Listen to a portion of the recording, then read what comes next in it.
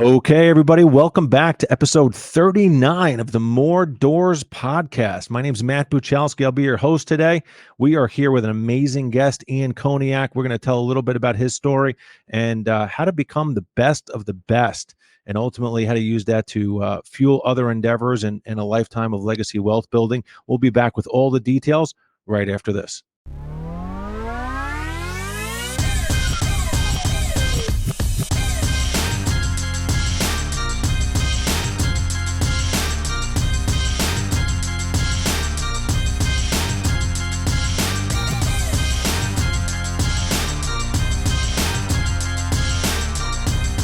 Okay, team, welcome back to episode 39, More Doors podcast. Very exciting day today. We have someone I've been looking up to for a very long time, Ian Koniak, to join us on the show. Before we get to Ian, I definitely want to give shout outs to our two sponsors here for the show. Number one, the folks at Deep Blue Capital. Check us out at deepbluere.com. Website's growing amazingly. A subscriber base is growing amazingly. And we are about a week into our latest offering on a 32-unit B-class apartment complex here in the Dallas MSA. Overwhelming response. And we're looking to close that deal here in the next 30 to 45 days. So go to the website, subscribe, check out the offering. Let us know if you have any questions about it. Subscribe to our blog. We got a lot of great content going on out there. And then follow us on YouTube, follow us on Facebook, Instagram, LinkedIn, wherever you can find us. We're out in the ether all over the place. We'd love to have you to be part of the community. Also, check out my boy, Jesse, best beard ever, Showalter at Tor Studios. Go check out Jesse out at torstudios.com, TORE studios.com. If you want the fancy blue uplighting and some amazing production on your show, getting your podcast out there into the cyber universe, Jesse is the guy. So hit him up and tell him I sent you, and might increase the likelihood that he calls you back. All right. Super excited I am flying solo today. Who needs Brian and Nick anyway? Right, Jesse? Anyway, today is about tech sales.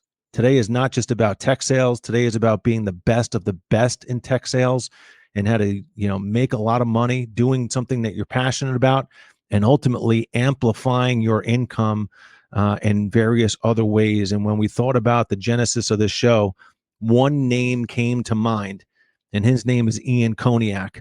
I first heard Ian on an episode of the John Barrows podcast, probably 5 or 6 years ago.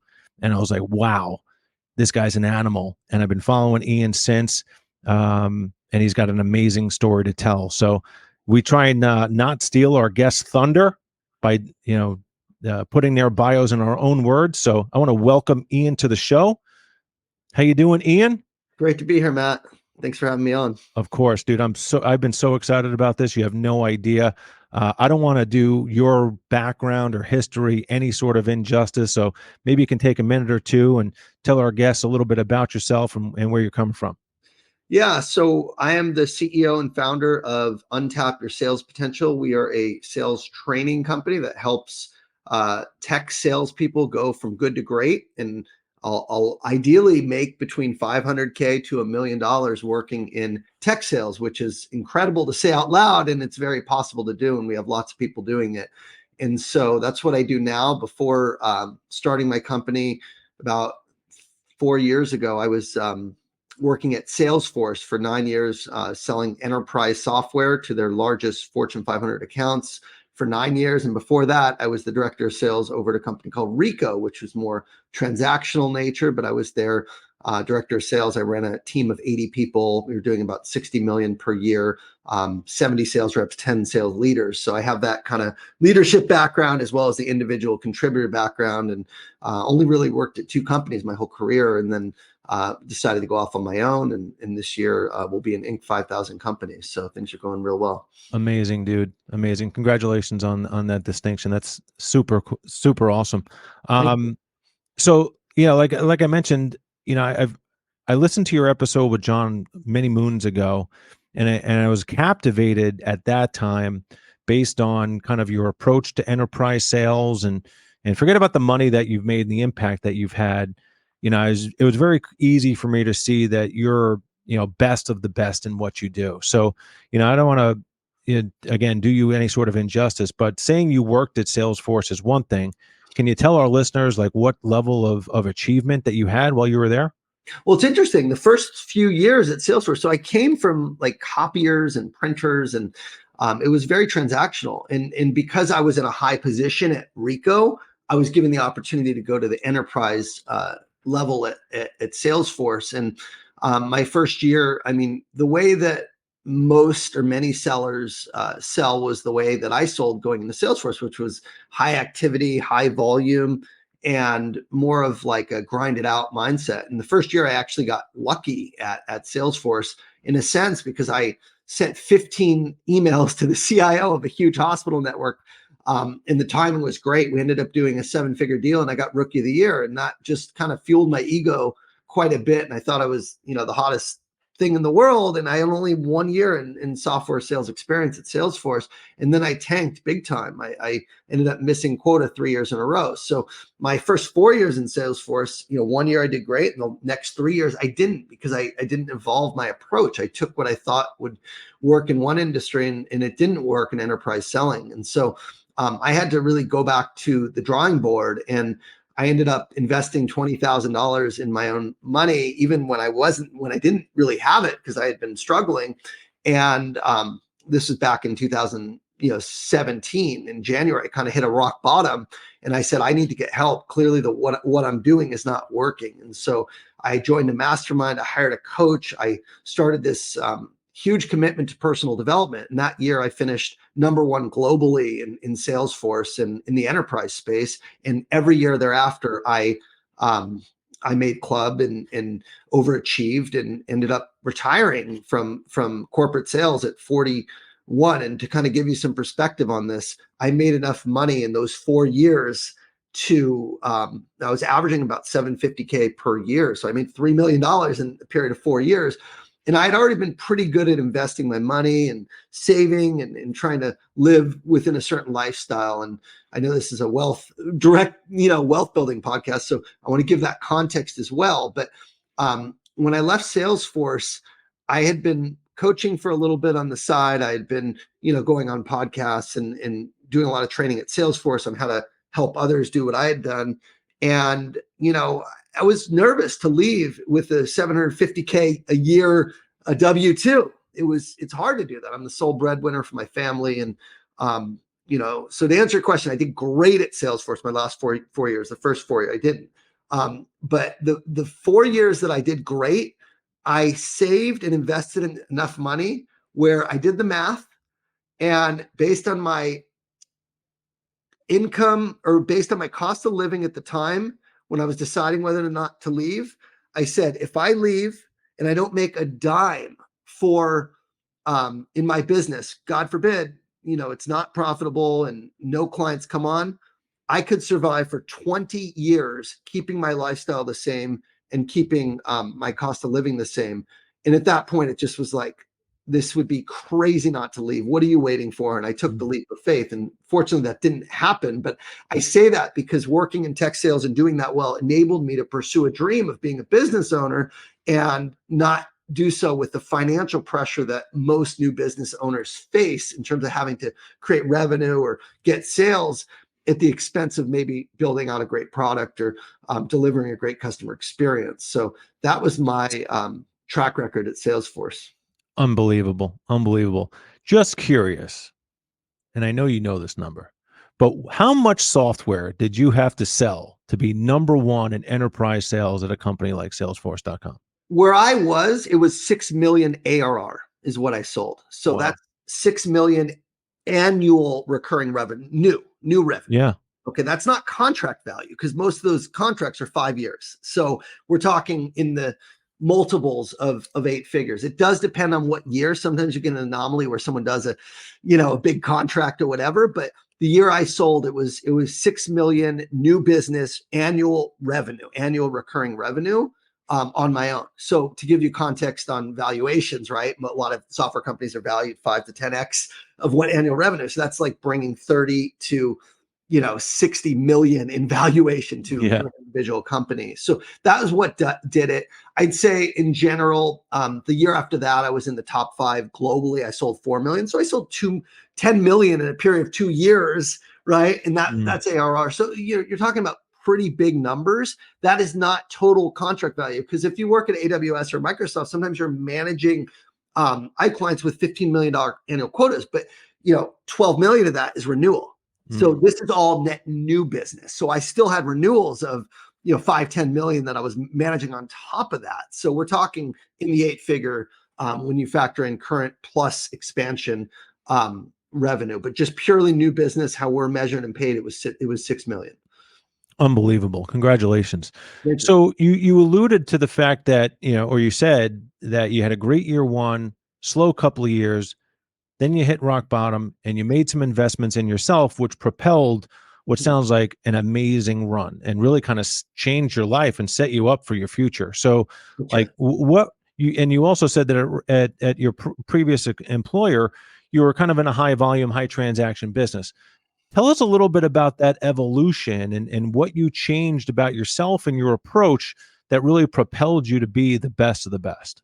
Well, the first change, I've made a video. If you want to Google it, you could say From Inward to Outward Selling, Ian Koniak. And I made a whole video on this. And it's one of the top performing videos on my YouTube channel. But the big shift that I had to make is I had to realize that it wasn't about me. It's actually a mindset shift. So where I was focused my whole career, frankly, was on making as much money as I could and overachieving my quota. And it worked really well in Rico. I was the guy. I finished number 1 globally at Rico year after year after year out of tens of thousands of reps. It's a huge company. And I really, again, had this really big ego.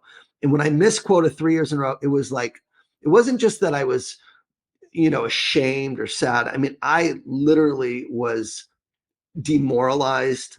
I was struggling with massive addiction. My marriage was suffering. My entire identity up to my first 12 years in sales was wrapped around being a top performer. And it wasn't just 1 year or 2 years, it was 3 years of underperformance. And by the time I kind of hit that rock bottom, I didn't even know who I was anymore. And so a lot of what I worked on that year was around, spiritual growth in terms of identifying and finding my own worth outside of just my performance. And that was big for me because I only thought I was as good as my number. And so when I came into this program, this mastermind that I did, I was really thinking I was a piece of shit. And that's such a horrible way to look at yourself and your life just because you're not performing. Yet that is how I felt. And so the first work was realizing my worth wasn't just proportional to my net worth. My self-worth wasn't a reflection of my net worth. My self-worth was a reflection of my intention. And when I looked at my intentions, I realized my intentions were really self-serving. My intention was to make as much money and overachieve. And it was very extrinsically motivating, very extrinsic. Where I made a massive shift was did my intentions, rather than worrying about my own quota and my own goals, I actually started thinking about my customers and their goals. And that became the center. And I changed my entire philosophy on selling where whatever's going to happen is going to happen. But if I am focused on making my customer successful, then I trust that my success will be a byproduct of that. And that shift changed everything for me. So instead of worrying about pressuring people to buy or pushing certain products or services or showing up and throwing up and pitching my product, I just showed up and listened and had conversations with people and ditched the pitch and started actually trying to understand what people cared about, how they were measured, what the metrics were that they were focused on this year, what were the obstacles and challenges that got in the way of those, and then genuinely, if there was an opportunity to help them and if there was a good link between what we could do and where they were struggling, then and only then would I discuss how we could help them. And that for me was just a very different way of selling versus like activity, pipeline, results. It was very deep. It was very caring. And that was the first shift as I started changing my philosophy and how I approached and I detached. I genuinely detached from the outcome of whether a client bought or not. And it's the opposite of what all the, the traditional trainings taught me. The second thing I did is I started targeting executives. If I really want to help a company, I need to talk to the people who stand to gain or lose the most. And I started targeting CEOs and COOs and CFOs and starting the C-suite. And the third thing I did is when I targeted them, I really tried to develop a very relevant, very personalized, very specialized point of view on where and how we could help them. I studied the stories of other customers that we've helped. I talked to their people. I became customers. I dug deep to develop a point of view that would be something that the C-suite cared about. And so that's something that I wasn't doing before. Before I was doing a lot of little deals that were, I sold actually the last year I missed my quota. I did more deals than anyone on the team, but they were so small that I missed my quota barely that last year by, I was like 95% of plan. And I'm like, this isn't, because I worked so damn hard. I doubled down on everything I was doing wrong and I still missed it. So I'm like, I got to change my entire approach. And when I shifted that approach, targeting executives and focusing on fewer accounts at the executive level, my deal size got so much bigger. And my deal size was around 500K, whereas before, in the previous years, it was like 75K. So by solving bigger problems, by targeting bigger companies, by going to the executive suite, and by going deep, high, wide, and deep in fewer accounts, my deal sizes got much, much bigger. So those are kind of the three main changes that I made, and it made all the difference. I love that. And one of the things that I tell my team literally every day, right, is to aim high, be authentically curious, ask great questions, and do not pitch, right? Like listen to problems and, listen with empathy, identify the challenges, identify the gaps. Where do they want to get to? Why is that important? What are the consequences of doing nothing, right? Which I think is kind of an overlooked skill these days. And cost of inaction. What happens if you do nothing? Why do you need to change? Why now? And if they push back, like, why are you asking this stuff, Ian? It's, well, because I want to work with companies that have serious consequences. Otherwise, they're just tire kickers. So let's talk through it, right? Yeah. Just being authentic and real with people and direct with people versus pitchy. Love that. Love that. So, you, Ian, in your time at Salesforce, right? Something I'm incredibly passionate about is helping folks, specifically technology sales people, which is an avatar that I think I relate with. I've been in technology sales now for 15 years. If you think about the travel, the client interactions, the 24/7 support that you give to your clients, especially when you're in enterprise sales, they can be very demanding customers, right? And these are long sales cycles, very detailed. The QBRs, the deal reviews, the pre-call planning, the creating mutual activity plans, all the things, right? Let alone going to see several customers inside of a week when you got to travel coast to coast, the whole thing. Like, I think there's a huge opportunity to partner with folks that live that life and may not have the time or the bandwidth to really think past the end of the quarter about their financial future. So kind of a two-part question. Like, was my summary, or maybe you can describe what it was like from a lifestyle perspective for that 4 years while you were grinding so much? I don't mean to knock it, but man, you're nailed it. Like you were bringing back like heart chest pains for me if you're talking about it.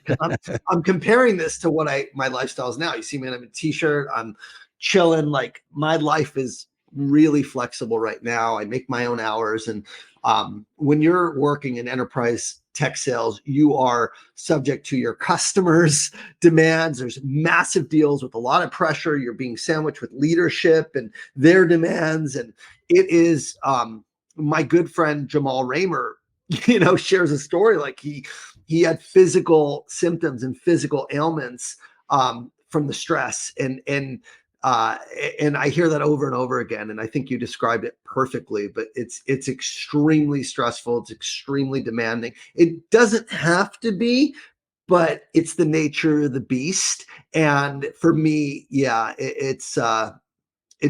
you described it really well.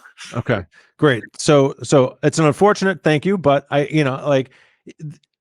don't, I actually interviewed once at Salesforce and I ended up not getting the job, which is fine, right? But in the course of my research, I think I was interviewing for a VP or an RVP position, and I reached out into my network, and I had a couple of folks that I knew that were also in leadership roles at Salesforce, and they're like, "Man, the money's great, but it's a grind, right? And you get big numbers and they hold you to a higher standard, and the culture of the company is great, but like you're held accountable for delivering a number." Yep. And these guys were telling me that sometimes on a given week, right, they leave Sunday night so they can be in the customer's office Monday morning, and they don't get home till Thursday or Friday night to see their wives and their kids. And like I was almost relieved that I didn't get the job because I was in an awkward time of my life and I wanted to be home with my kids and stuff. And so I kind of made that decision going forward.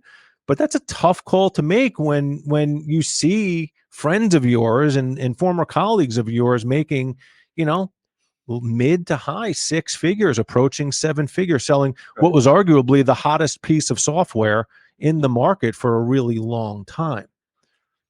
So how did you why were you willing to step away from that? Aside from the fact that you had your financial future mapped out, like that's a tough decision to make. I did it. There are a couple things, but my the origin story of my company, if you will, is I got stuck upside down on a roller coaster in December 28th, 2018. This was after my two greatest years at Salesforce. I mean, this was when I sold 10 million in a period of 2 years. And I thought I was going to die. We were hanging upside down for about. So this is literal. This isn't figurative. No, it's literal. We were up there for 30 minutes. The thing stopped and I'm like hanging on for dear life. And, it was on YouTube, and there are pictures from people on the ground. It was really freaky. We were 180 feet in the air, 18 stories up with pure concrete below us. So I thought the thing was going to drop, or my seat would have, the belt would have given out. It was just freaked out. And so during that time, now I'm definitely a spiritual person and a man of faith. But at the time I believed in a higher power, but really didn't have, that as part of my daily life. And I just started praying. I said, God, please get me down. Please. Nothing happened. Right. I said, God, then my life flashed before my eyes. I thought about my kids. My son was 2 at the time, my wife. And it was just like, I have so much left to give. And then it dawned on me that I had been really self-serving, in that everything I knew and everything that I had learned in my life, I had kept to myself, and it was in my head. And I'm like, God, it was like an epiphany for me. It was like, I need to start giving back. I need to start serving. I need to start, sharing my knowledge with other people. This would be, if I died in this moment, my life would have been a waste. That's what I was thinking. And that was like, for me, a massive aha moment. And then I said, God, get me down. I'm going to start serving people. And nothing happened. And then I said, God, I'm going to start right now. I kid you not, the ride started taking off. I'm like, okay, no kidding. I got a promise to keep. And that was the start of my journey, like building a personal brand and coaching. And, that was 2019 is when I really started all this. So I knew that I was going to do this because my heart was called to serve and help people. And it still very much is. I didn't know how it was going to transpire. I didn't know what it would look like, but I knew I would start. So, I started just by posting videos on Instagram. If anyone ever goes to my Instagram page, you can go to Reels and you'll see I posted a video every day on, tip of the day. And it wasn't just sales training, it was life tips. It was things you can do to feel great and live great. And that was really fulfilling. And then I got some clients from coaching. Then I started doing keynotes and giving trainings. And so by the time like 2020 came around, the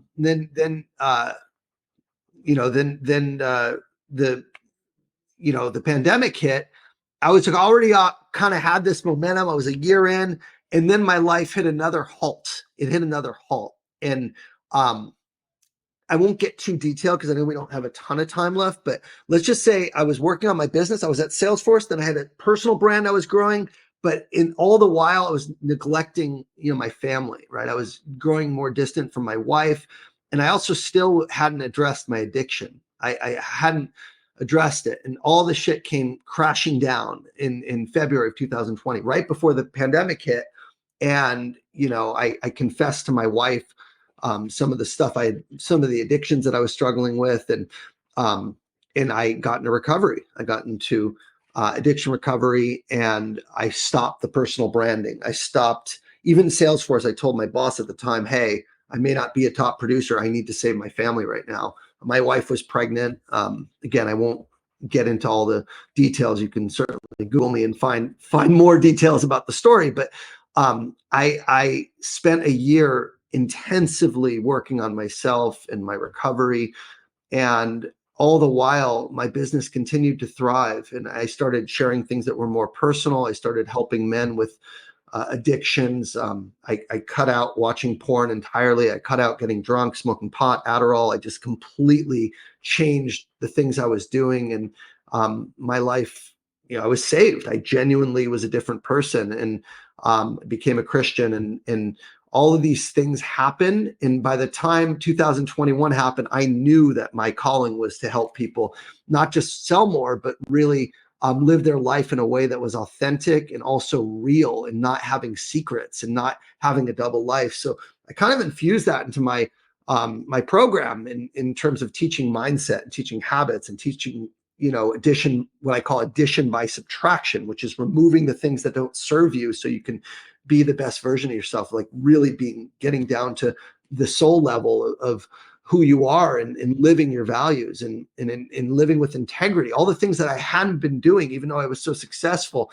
And so at that point, it wasn't a choice. It was like, this is my calling. I can't just be here anymore. I can't be here anymore. So that was the kind of like where I was at. And then Salesforce doubled my quota. So it was like, thank you. I was like, thank you.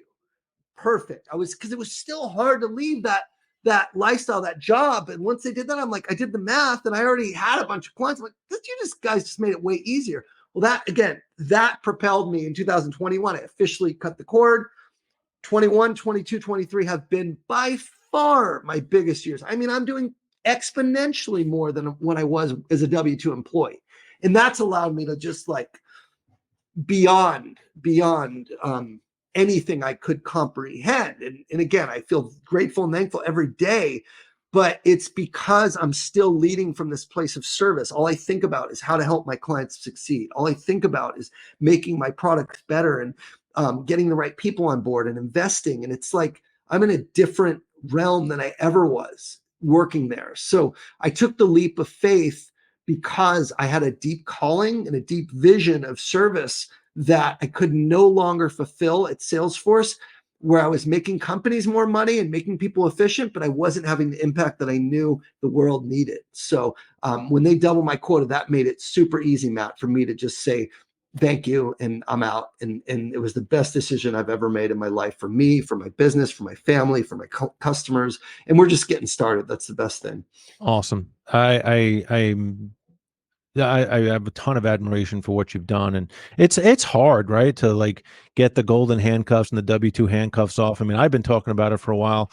I love what I do, and I'm super fulfilled by the work that I do, but it's difficult to make that kind of jump, right? And I have a ton of admiration for what you do, and the decisions that you made, and amazing story about being able to put yourself through recovery and overcome the addictions. Just fantastic. And I'm sure that conversation with your wife, when you kind of put everything out on the table, wasn't easy, but where there's a ton of courage there. And if you can have that type of authentic, transparent conversation and put yourself on a path to recovery, like there's a lot of power in that, right? Yeah, it was a fake marriage in a sense, because she didn't know everything about me, and I was keeping secrets. And since I did open up, I did so with the understanding of, hey, she can choose to be with me for what's real, or she can stay with me because of what she doesn't know. And I said, it was a risk that I knew but it was the risk that was the right risk to do. And it was part of my recovery was, you make amends and you confess.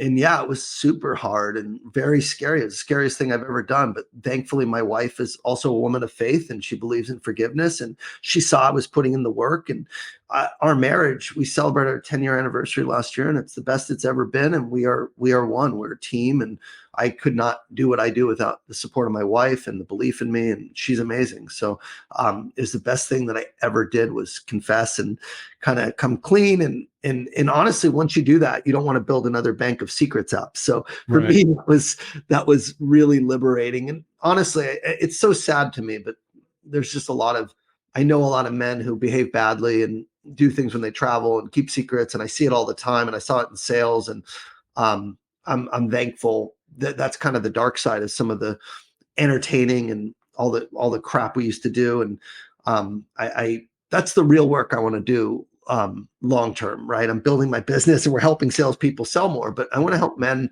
live with integrity and help, have marriages that are built on trust and solid communication and not have secrets, because it's such a common problem which so few people talk about. So there's going to be a lot more for me there, but for now I'm just kind of leading by example with my own family and breaking that addiction curse in my family, because my whole family struggled with addiction. My dad died at 53, my cousin died at 47, another cousin at 52, the whole family, all the men, but to be able to break that curse, that generational curse for my two boys, I got a 3-year-old boy and an 8-year-old. It's so much bigger and more important than any of the stuff I've done in sales, Matt. Yeah, I love that. Unbelievable. You're a man of great integrity, and I love that about you. So it's hard to believe we're coming up on time already. I could talk to you like forever. One of the things we talked about before the show, and one of the reasons I was, aside from you being top performer and the kind of the mindset of a top performer, is I believe that there's a lot of emphasis in the marketplace and a lot of dollars that are spent in the marketplace by companies, right, to make salespeople more productive, right? We're going to get you to club. We're going to teach you to sell into enterprise accounts. We're going to help you make athlete money. We're going to put you through medic, or, Yeah. we're going to put you through force management, all those great training courses, right? But I think where the buck stops is when the salesperson gets that check, right? So there are people out there that may not necessarily have been as savvy as you, who have made a lot of money and maybe piss it away, right? Yeah. Maybe they didn't save.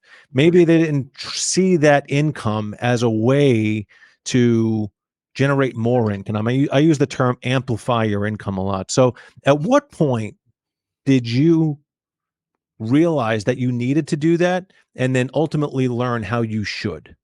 Well, I think I've always been pretty savvy financially. I was, for the bulk of my career, I was making, I'd say between 200 and 250K until I really got into that big money at Salesforce my last 4 years. I mean, and I stocked a lot of it away. I was always of the belief that, I could stay humble and not have my lifestyle increase proportional to my income increase. And it helped because I had the same income. I was pretty much between 2 and 250. So I didn't see this like massive income increase. And for me, it was part of my family. I mean, honestly, my I don't think any of my dad's family's listening, but my parents separated when I was just 2 years old, and my mom was a single mom and took my brother to California, and she had to work multiple jobs and kind of instilled this work ethic in me. And I saw her struggling. And then I also saw my dad on the other side. He was in New York and my mom took me to California, and I would go back and forth. And I saw my dad, he ended up going bankrupt. He didn't pay child support. And I just made a vow that I would never, ever live that way. I mean, I remember when I was a little kid, we would go by the mailbox. He was a dentist, and dentists usually make pretty good money, but he was a dentist, and he would like go looking for the check, and he got a check for like $500. And he's like, oh yes. And he was so happy. He's like, this helps so much. And I was like, man, that's rough. And he ended up going bankrupt. And, I just made a vow, from the time I was out of college, like I would never live that way, and I would always provide for my family, and that's been kind of a guiding principle for me.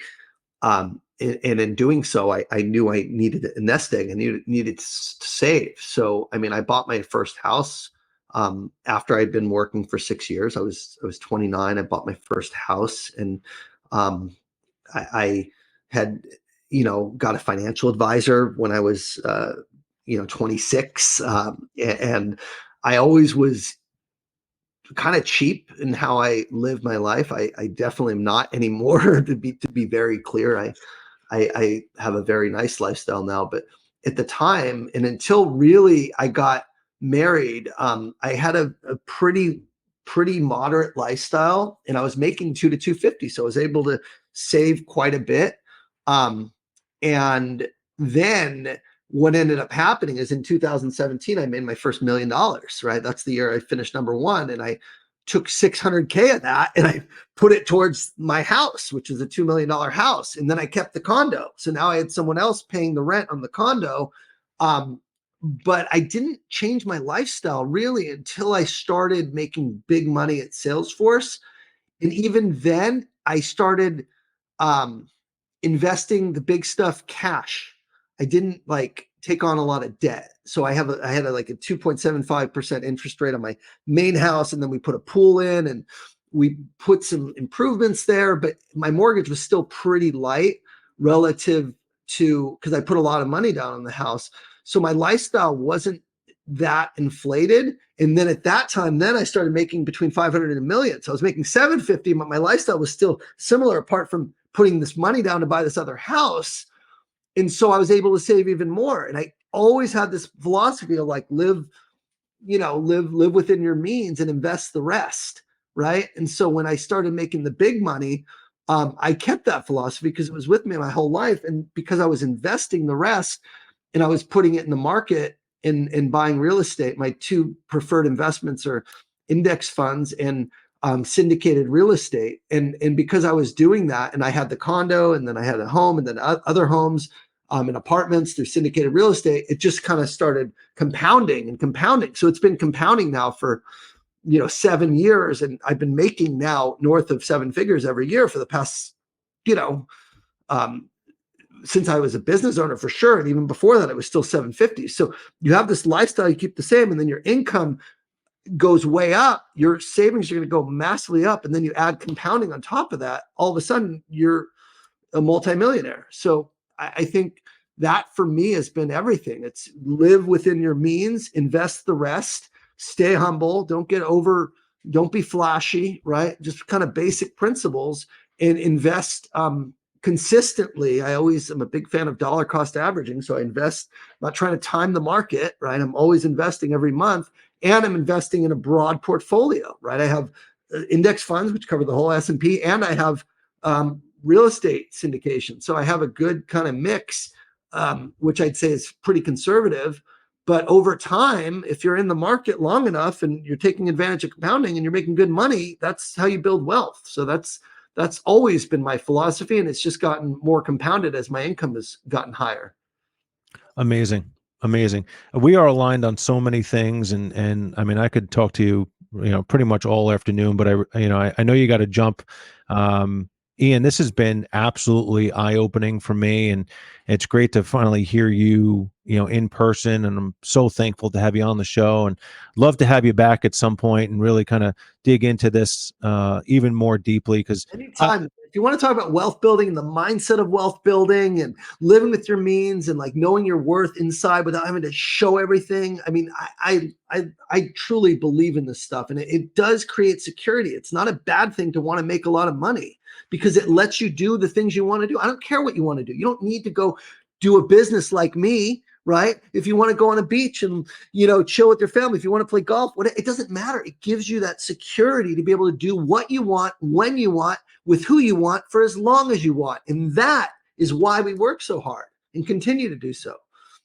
Amen. I had the exact same answer when somebody asked me to describe financial freedom, and that was exactly the same answer I gave them. So unbelievable. Ian, how can people find you?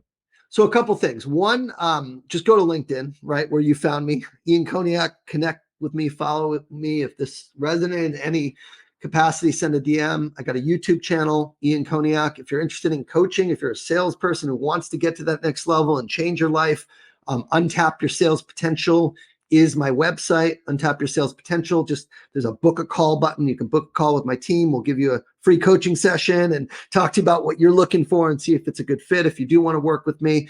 And I do have a free masterclass, which I'm releasing. It'll be released by the time this comes out, and we'll put the show notes. But that masterclass is how to build wealth in tech sales in 2024, as well as a free training on how to make 500K to $1 million selling software, where both of those are free assets where, it's super deep and I go through all my strategies in detail. So I'd say watch those if you want more of what we're talking about. Yeah, we'll definitely put that in the show notes, and I'd encourage anyone listening to this to absolutely go follow Ian and subscribe to all his content. Go attend these 2 masterclasses. Ian, you have no idea how many times I've grabbed one of your LinkedIn posts and sent it to my team about building champions and all the great sales tactics and strategies that you tell people. So number one, on behalf of my team, I want to say thank you for putting out such amazing content. I'm absolutely blown away by your story, and I know this is going to give everybody a ton of value. So thanks for joining us on the show. I know you got to go. Thank you so much. Let's do this again. And if there's ever any opportunity for us to add value or anything from a multifamily perspective into the things that you're doing, would love to help. Yeah, man. If you have syndicated investment opportunities, just send them my way. Let me know. I do invest in syndicated real estate. So that's exactly what we do. Yeah, I'm a big fan. So we can collaborate there for sure. I appreciate, Matt, this topic a lot. It's near and dear to my heart. So if you want to schedule another time to kind of go deep into the wealth building side of things, I'm happy to chat with you for any time. So just let me know. Appreciate that. We will definitely take you up on that. Ladies and gentlemen, the one and only Ian Koniak. Thanks so much. All right, everybody, that's the end of episode 39. Go check us out at deepbluere.com and tourstudios.com, and then go check out Ian online. He's amazing, and he's got an amazing story. He's going to give you a lot of value. So thanks, everybody.